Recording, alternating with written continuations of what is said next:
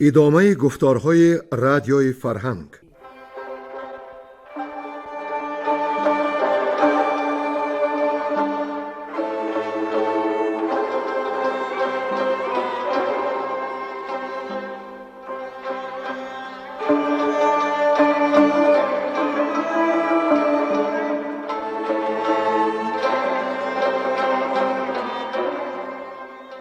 بسا رنج بردم در این سال سی، عجم زنده کردم بدین پارسی. بسا رنج بردم در این سال سی، عجم زنده کردم بدین پارسی.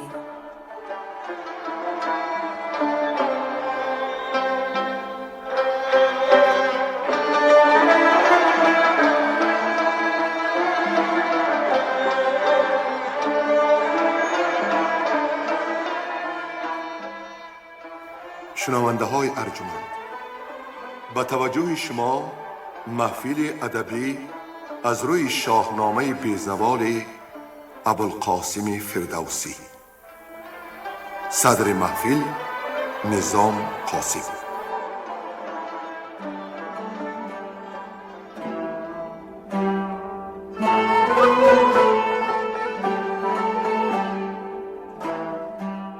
در گفتار پیشین شنونده های عزیز شنیدند که بهرام چوبینه بهرام پور سیاوش را با 6000 شمشیرزن ضد خسرو فرستاد. خسرو در راه بیابان به رباط رسید و از بیندوی خواست که چاره اندیشد. بیندوی شاه را گریزاند و خود لباس شاهانه او را به بر کرده روی بام رباط برآمد. لشکریان بهرام پور سیاوش بیندوی را با جامه شاهانه خسرو گمان کرده نزد رباط آمدند. بیندوی همانا تغییر لباس نمود و از نام شاه خسرو و بهرام پور سیاوش خبر داد که با 5 یارش در این رباط است و صبح به او تسلیم خواهد شد. روز دیگر باز بهانه پیش آورد و بهرام پور سیاوش از ترس آنکه مبادا زد و خورد به میان بیاید و شاه کشته شود باز یک روز صبر کرد. در این بین خسرو از آنجا خیلی دور رفت و در امان ماند. چون بهرام پور سیاوش از نیرنگ بیندوی آگاه شد بسته نزد بهرام چوبینه اش آورد. بیندوی گفت که شاهنشاه خویش من است و لازم آید برایش جان فدا میکنم. بهرام چوبینه او را هشدار داد که عاقبت از دست خسرو کشته خواهد شد. سپس خود بر تخت ایران نشست و جانبداران خسرو به هر مرز و بوم پراکنده گشتند. بیندوی پاسبان خویش بهرام پور سیاوش را گفت که خسرو شاه است مقتدر و دیر یا زود حتما به تخت بر میگردد و اگر این لحظه از بند آزادش کند نزد خسرو کفیل جان او خواهد شد. بهرام پور سیاوش بر این سخن باور کرد و گفت که بهرام چوبینه را خواهد کشت. زنش این راز کشاد و بهرام چوبینه بهرام پور سیاوش را هلاک کرد. بیندوی با جانبداران خسرو رو به روم آورد و چند نزد موسیل ارمنی باز ماند. ادامه داستان را امروز خواهیم خواند. گوینده ها نظر یزدانی، صباحت قاسم، حاجی اسماعیل پیر محمد زاده، عبدالرشید خوجمقلوف و کمینه.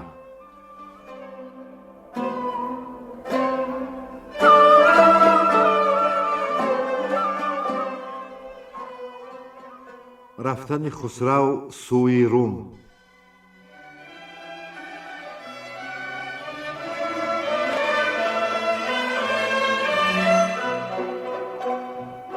همی تاخت خسرو به پیش اندرون، نه آب و گیا بود و نه رهنمون. اینان را بدان باره کرده یله، همی راند ناکام تا با هله.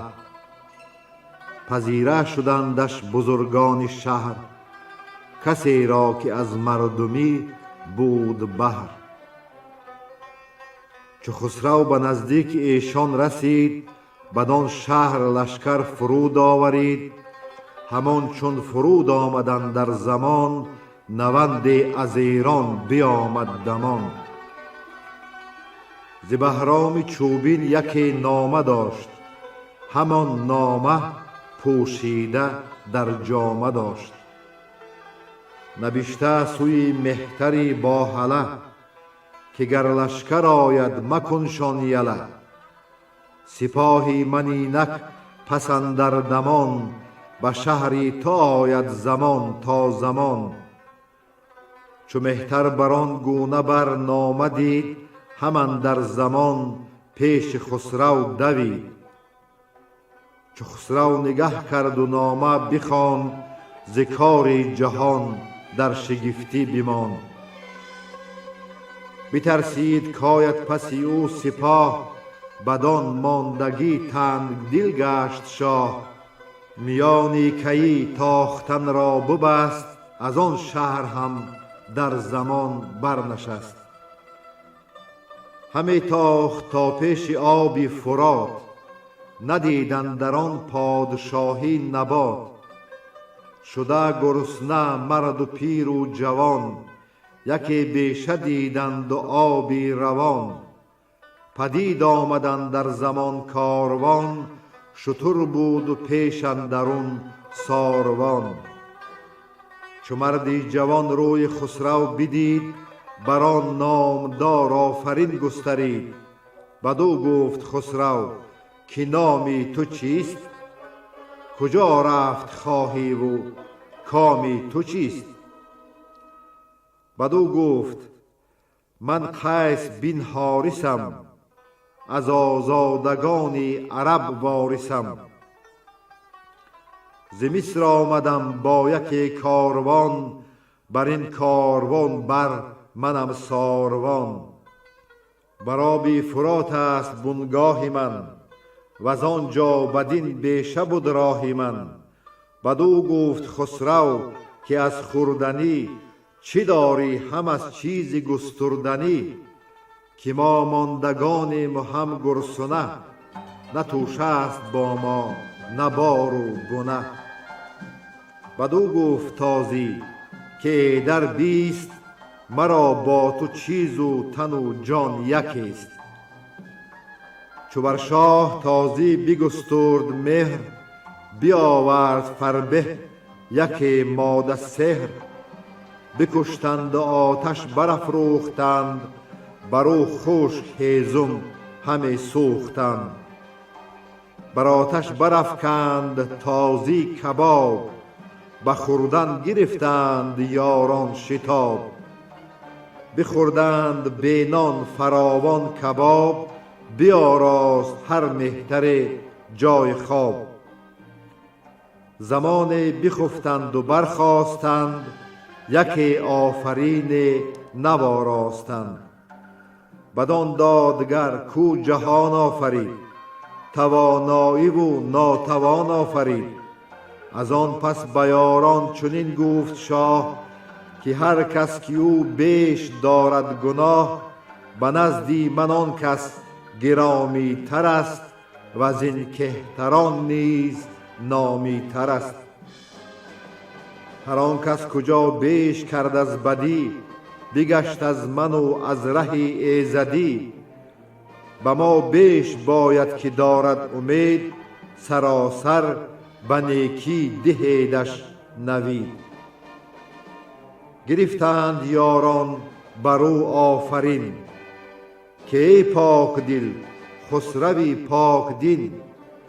همیشه تو را باد یزدان پناه، مبادا تهی از تو تخت و کلاه.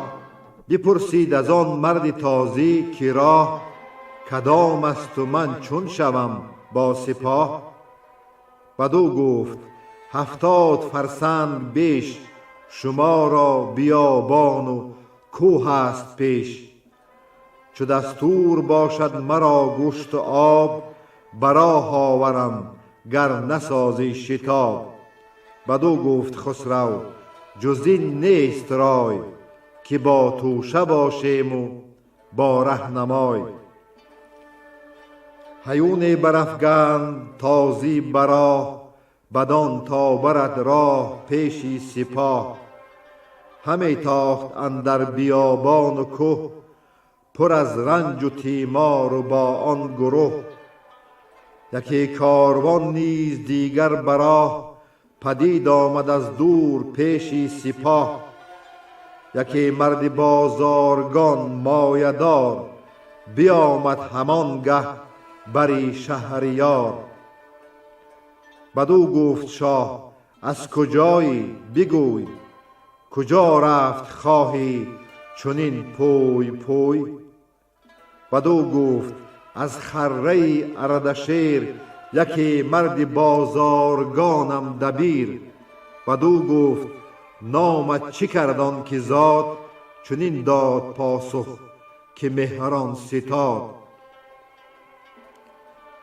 از او توشه جستان زمان شهریار، بدو گفت سالار کی نامدار. خورش هست چندان که اندازه نیست، اگر چهر بازارگان تازه نیست. بدو گفت خسرو که مهمان براه، بیابی فزونتر بود دستگاه. سری بار بگشاد بازارگان، درمگان بهاید ز دینارگان. خورش برود و بنشست خود بر زمین، همی خواند بر شهریار آفرین. چنان خورده شد مرد مهمان پرست، بیامد گرفت آب دستان به دست. چو از دور خراد برزین بدید، ز جایی که بود پیش خسرو دوید. ز بازارگان بستدان آب گرم، بدان تا ندارد جهان جوی شرم. پس آن مرد بازارگان پرشتاب، میاورد برسان روشن گلاب. دیگر باره خراد برزین ز راه، از او بستدان جام و شد پیش شاه. پرستش پرستنده را داشت سود، بران برتری ها فزود. و از آن پس به بازارگان گفت شاه، که اکنون سپه را کدام است راه. چو بازارگان راه بنمودشان، بپرسید خسرو ز نام و نشان. نشستی تو در خره اردشیر، کجا باشد ای مرد مهمان پذیر؟ بدو گفت ای شاه بیدار زی، ز بازارگانان منم کارزی. بفرمود تا نام برنا و ده، نویسد نویسنده روز به. و بازارگان گفت پدرود باش، خیرت تار و تو جاویدان پود باش.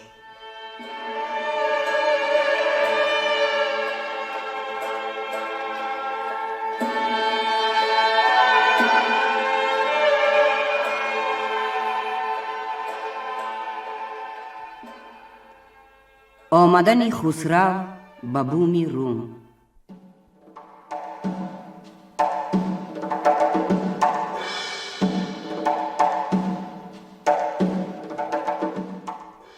چو بگذشت لشکر از آن تازه بوم، به تندی همی راند تا مرز روم. چنین تا بیامد بدان شارسان، که قیصر ورا خواندی کارسان.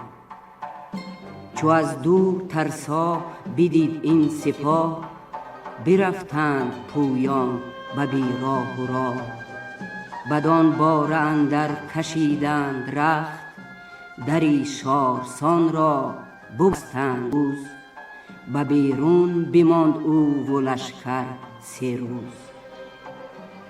روم که نزدیک ما نیست لشکر بسی، به نزدیک این شهر تنگ آمدیم. ولیکن نه از بهر جنگ آمدیم. خورش ها فرستید و یاری کنید، نه بر ما همی کامگاری کنید. به نزدیک ایشان سخن خوار بود. سپاهش هم از سست و ناهار بود. همانگه برآمد یکی تیر ابر، بغورید برسان جنگی هزبر. وزان ابر بر شارسان باد خواست، ز هر برزنی بانگ و فریاد خواست.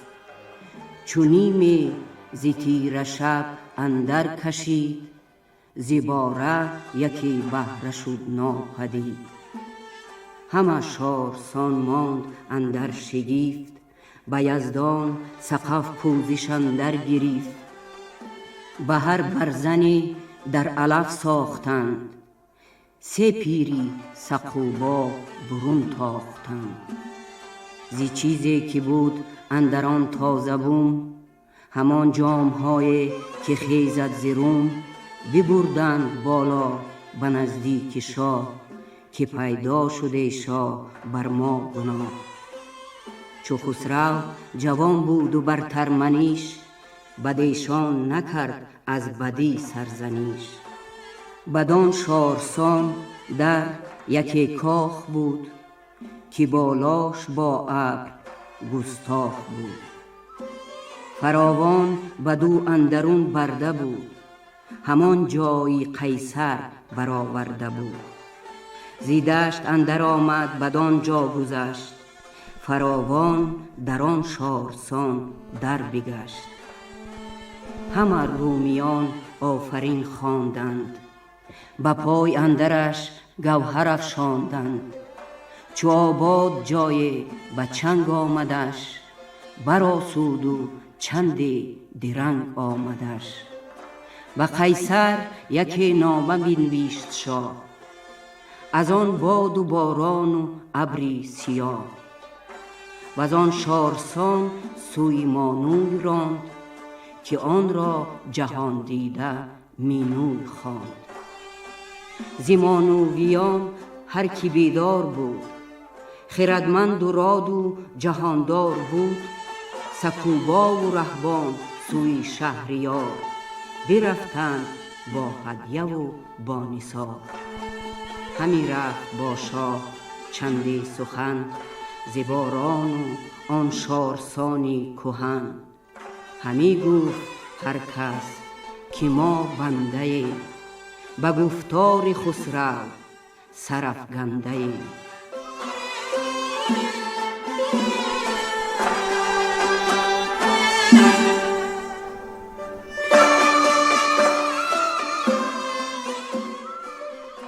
باز گفتنی راهب بودنی را به خسروی پرویز.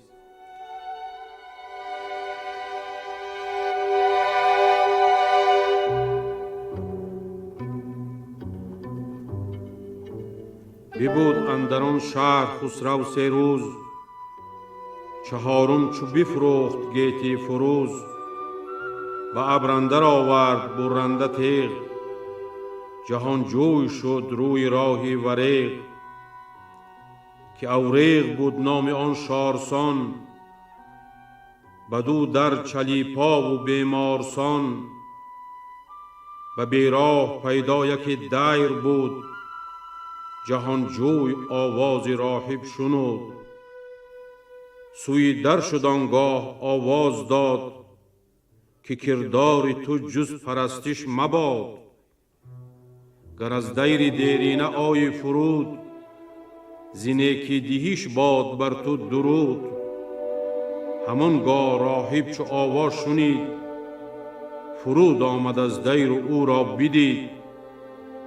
پرستنده چون دید بردش نماز، سخن گفت با او زمان دراز. بدو گفت خسرو تویی بیگمان، ز تخت پدر گشته ناشادمان. ز دست یکی بدکنیش بنده، پلید و منیفش پرستنده. چو گفتار راهب به اندازه گشت، دل خسرو از مهر او تازه گشت. ز گفتار او در شگفتی بماند، برو بر جهان آفرین را بخواند. ز پشت سمندش بیازید دست، به پرسیدن مرد یزدان پرست یکی آزمون را بدو گفت شاه که من کهتر ام ز ایران سپاه. پیام همه نزد قیصر برم چو پاسخ دهد نزد مهتر برم. گر این رفتن من همایون بود نگه کن که فرجام من چون بود. بدو گفت راهب که چونین مگوی تو شاهی مکن خویشتن شاه جوی. چو دیدم گفتم سراسر سخن مرا هر زمان آزمایش مکن. نباید دروغ ایچ در دین تو نه کژی بود راه و آیین تو. بسی رنج بردی و آویختی سرانجام از آن بنده بگریختی.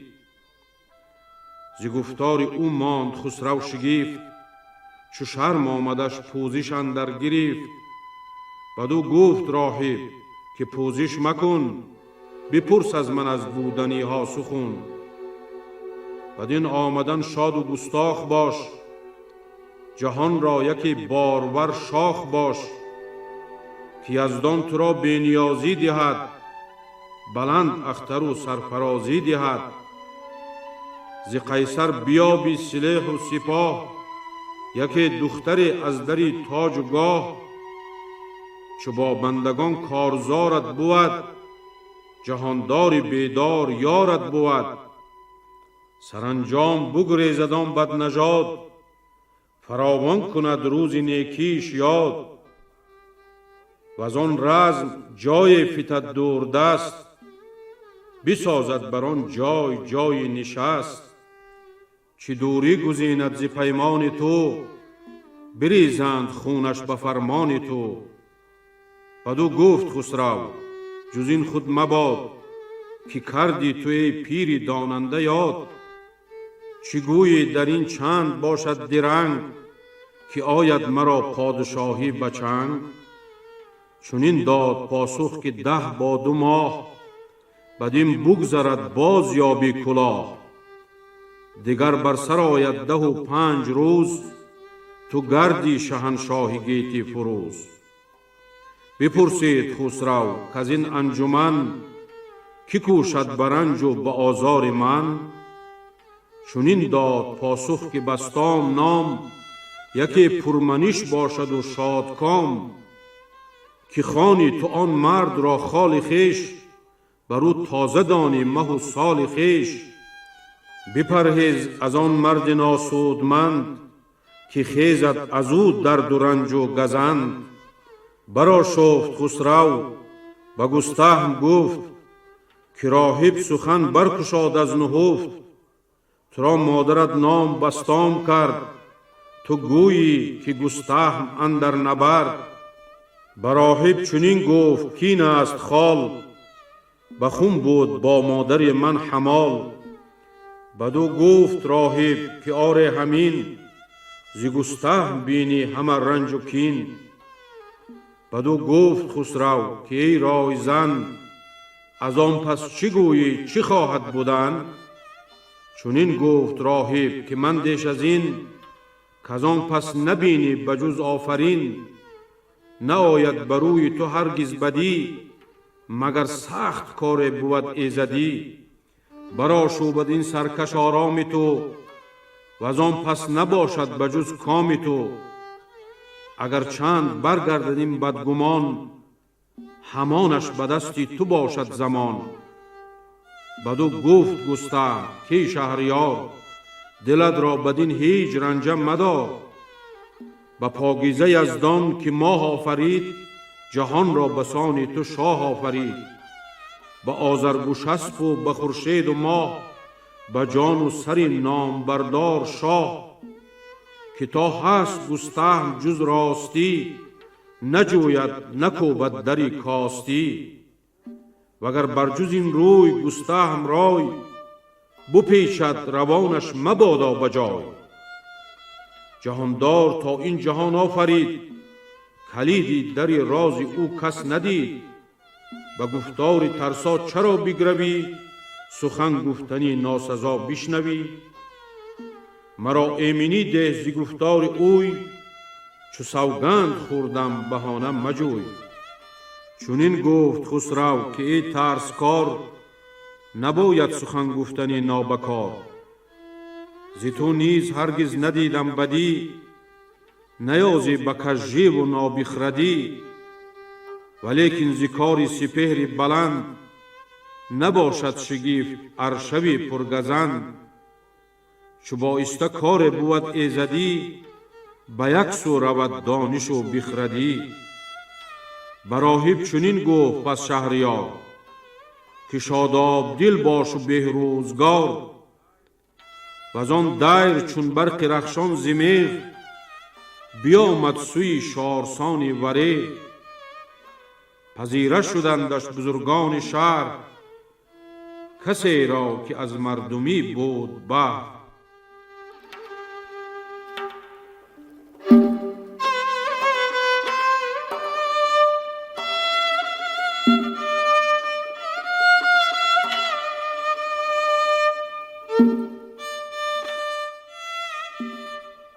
نامه فرستادن خسرو پرویز به قیصر روم.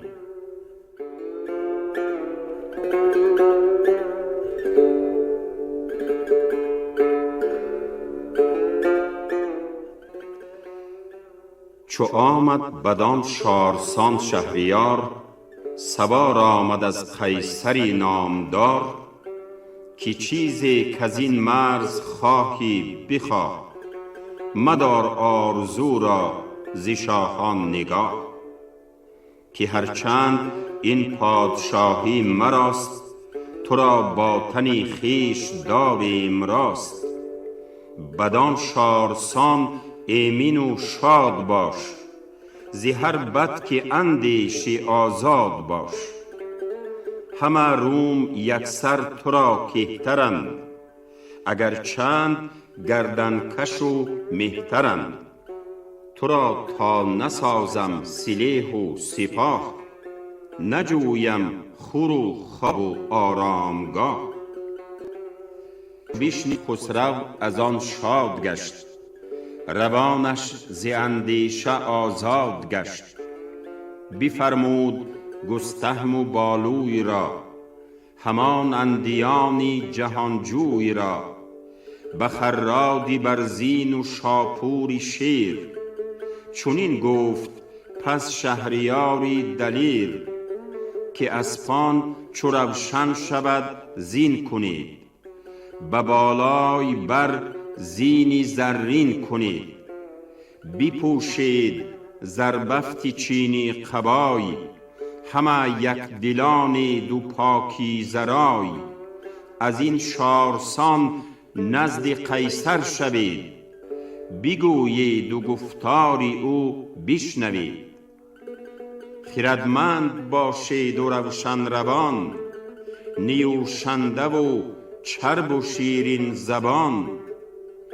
گریدون که قیصر به میدان شود، کمان خواهد و گر به چوگان شود. بکوشید با مرد قیصر پرست، بدین تا شما را نیاید شکست. سواری بداند کز ایران برند، دلیری و نیروی شیران برند. به خرادی برزین بفرمود شاه، که چینی حریر آرو مشکی سیاه. به قیصر یکی نامه باید نبیشت، چو خورشید تابان به خرم بهشت. سخنهای کوتاه و معنی بسی، که آن یاد گیرد دلی هر کسی. که نزدیک او فیلسوفان بوند، بدان کوش تا یافه نشنوند. همی داستان را سخن پرورند، نباید که بر نامه عیب آورند. چو نامه بخواند زبان برگشای، به گفتار با تو ندارند پای. به بالوی گفت آنچه قیصر ز من، گشاید زبان بر سری انجمن. ز پیمان و سوگند و پیوند و عهد، تو اندر سخن پاسخش کن چو شهد. بدان انجمن تو زبانی منی، به هر نیک و بد ترجمانی منی. به چیزی که بر ما نیاید شکست، بکوشید و با آن بسایید دست. تو پیمانها از من اندر پذیر، سخن هرچی گفتم همه یاد گیر. شنیدند گفتار فرخ جوان، جهان دیده گردانی روشن روان. همی خواندند آفرین سر به سر، که جز تو مبادا کسی تاجور. به نزدیک قیصر نهادند روی، بزرگانی روشن دل و راه جوی. چو بشنید قیصر کز ایران میهان، فرستاده شهریار جهان. رسیدند نزدیک ایوان براه، پذیره فرستاد چند سپاه. بیاراست کاخی به دیبای روم، همه پیکرش گوهر و زرش بوم. نشست از بری نامور تخت عاج، به سر برنهاد آن فروزنده تاج. بفرمود تا پرده برداشتند، ز دهلیزشان تیز بگذاشتند. گرانمایه گستهم بود پیش رو، پسی او چو بالوی و شاپوری گو. چو خرادی بر زین و گردندیان، همه تاج بر سر کمر بر میان. رسیدند نزدیک قیصر فراز، چو دیدند بردند پیشش نماز. همه یک زبان آفرین خواندند، بری تختی زر گوهر افشاندند. نخستین بپرسید قیصر ز شاه، ز ایران و از لشکر و رنج راه. چو بشنید خراد برزین برفت، بری تخت با نامه شاه تفت. به فرمان آن نامور شهریار، نهادند کرسی زرین چهار. نشستان سه پرمایه نیک رای، همی بود خراد برزین به پای. بدو گفت قیصر که بر زیرگاه، نشیند کسی کو بپیمود راه. چنین گفت خراد برزین که شاه، مرا در بزرگی نداده است راه. که در پیش قیصر بیارم نشست، چنین نامه شاه ایران به دست.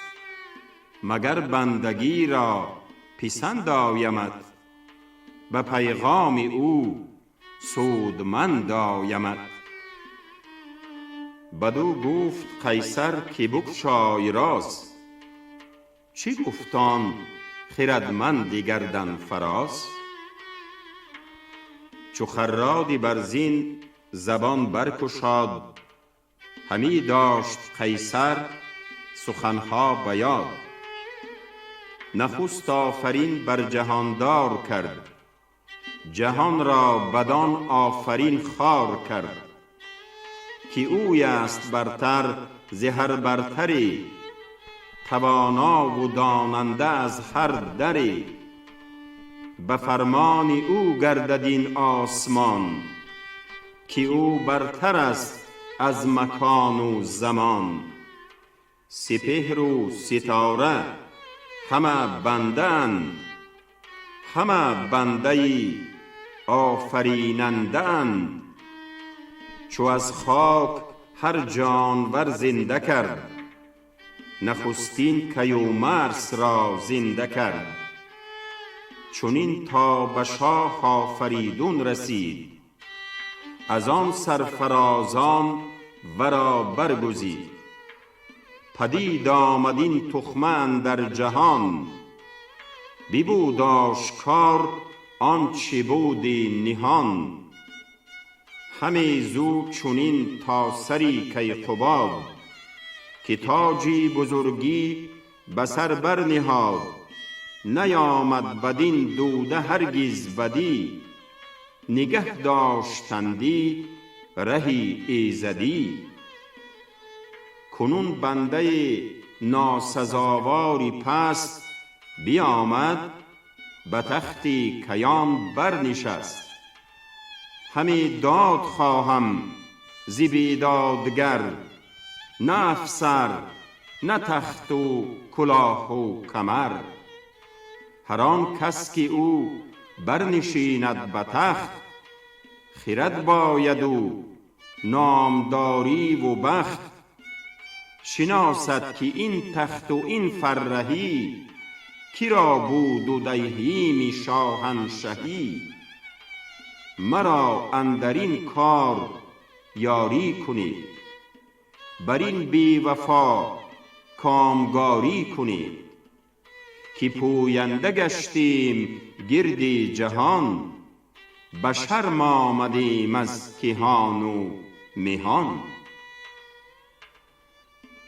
چو قیصر بران سان سخنها شنید، بر رخساره شد چون گلی شنبرید. گلی شنبریدش پر از ژاله گشت، زبان و روانش پر از ناله گشت. چو آن نامه برخواند بیفزود درد، شد آن تخت بر چشم او لاژورد. به خرادی بر زین جهاندار گفت، که این نیست بر مرد دانا نهفت. مرا خسرو از خویش و پیوند بیش، ز جانی سخنگوی دارمش پیش. سلیح است و هم گنج و هم لشکر است، شما را ببین تا چی اندر خور است.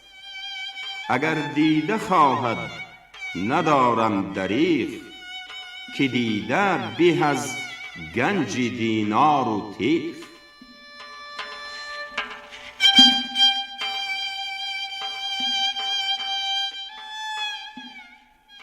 نامه قیصر به خسرو و پهلوتیهی کردن از یاری او و پاسخ آن از خسرو.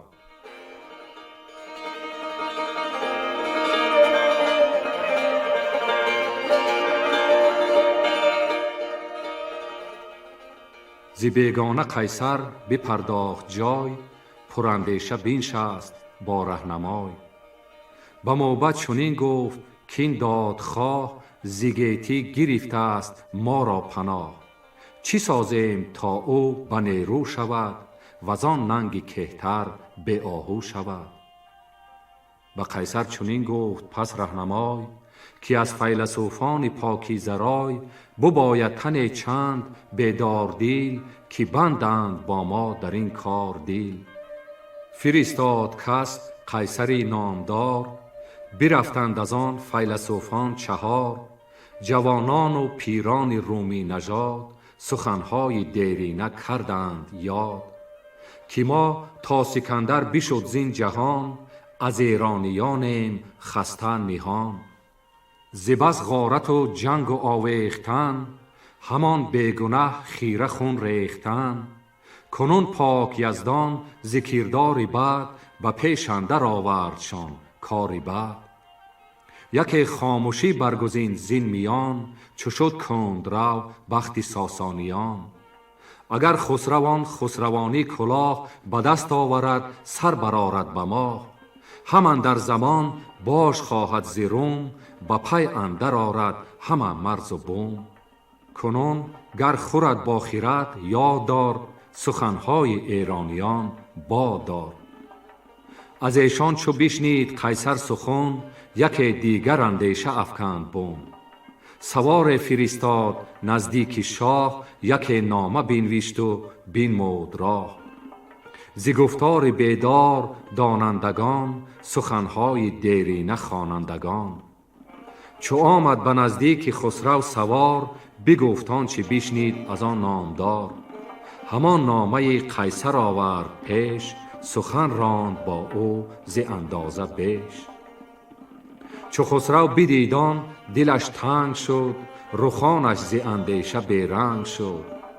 چنین داد پاسخ که گر زین سخن، که پیش آمد از روزگار کهن. همه بر دل این یاد باید گرفت، همه رنج ها باد باید گرفت. نگه کن کنون تا نیاکان ما، گزیده جهاندار و پاکان ما. به بیداد کردند جنگ اربداد، نگر تازی پیران کی دارد بیا. سزد گر بپرسی زیدانای روم، که این بد زیزاغ آمده است عرض بوم. نه هر کس که در روم شد سرفراز، همه زافریننده شد بی نیاز. نیاکان ما نامداران بودند، بگیتی در آن کامگاران بودند. نبرداشتند از کسی سرکشی، بلندی و تندی و بیدانشی. کنون این سخنها نیارد بها، که باشد سر اندر دمی اژدها. یکی سوی قیصر بر از من درود، بگویش که گفتاری بیتار و پود. بزرگان نیارند پیشی خیرد، به فرجام هم نیک و بد بگذرد. از این پس نه آرام جویم نه خواب، مگر برکشم دامن از تیره آب. چو رومی نیابیم فریاد رس، به نزدیک خاقان فرستیم کس. سخن هرچه گفتم همه خیره بود، که آبی روان از بنه تیره بود. فرستادگانم چو آیند باز، بدین شارسان در نمانم دراز. به ایرانیان گفت فرمان کنید، دل خویش را زین سخن مشکنید. که یزدان پیروزگر یاری ماست، جوان مردی و مردمی کاری ماست. گرفتین سخن بر دل خویش خار، فرستاد نامه به دستی تو خار. بر این گونه برنامه خود نوشت، نیامدش یاد از دری خوب و زیشت. بیامد ز نزدیک خسرو تو خار، چنین تا دری قیصری نامدار.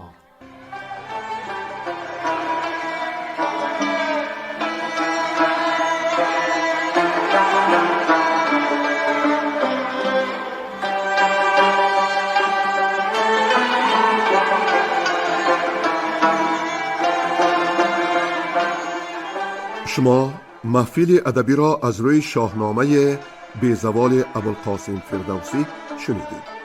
تهیه‌گر خیرالله ابراهیم، منظم آواز معرفت خالق، صدا بردار برنای نظام. شاد و پیروز باشید.